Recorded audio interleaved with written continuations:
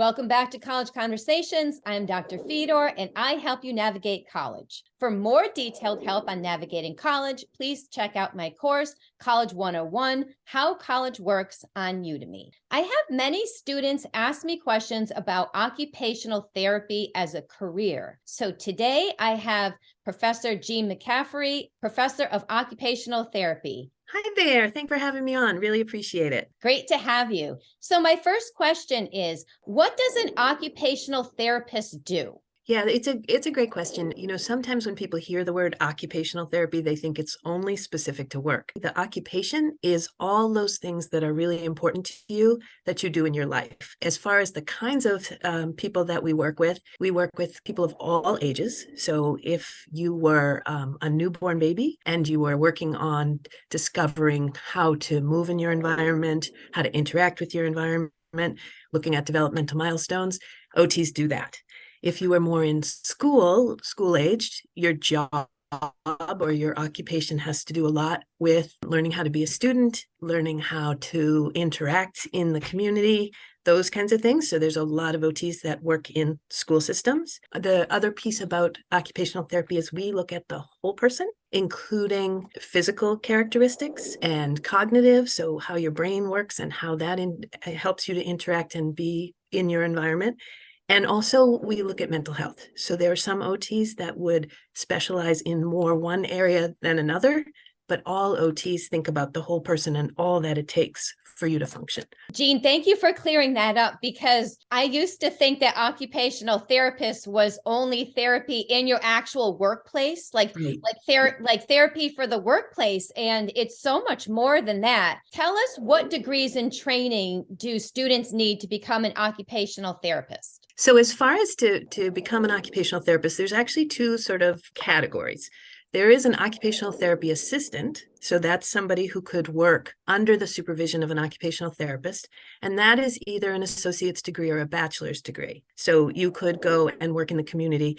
Again, you'd have to be supervised by an occupational therapist, but that is one option. The other option is the avenue of getting either a master's degree, a master's of science, or a doctorate in occupational therapy. It's called an OTD. And those two degrees are ways you can enter the field as an occupational therapist.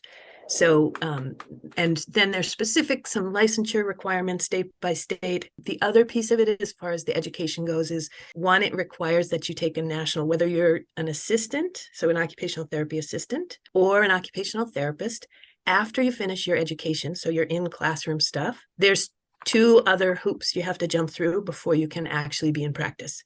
And one is we always have to have our students practice in real life settings. Sometimes it's called clinical rotations. In the occupational therapy world, we call it fieldwork.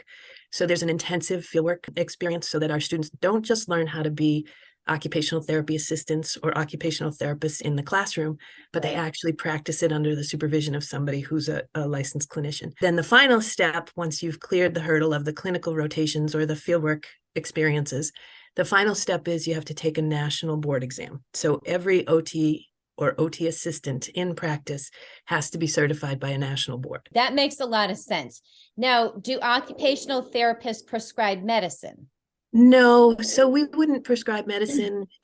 Some states we can work without a doctor's referral. Other states will require that we see our clients with a referral. But medication isn't really the big focus because we're focused on function. Right. And that's why somebody makes an appointment with an occupational therapist, is because they want to physically function. Physically, or sometimes we would get referrals. So if I'm an occupational therapist that works in early intervention or the school systems, it might come through a daycare referral or your pediatrician.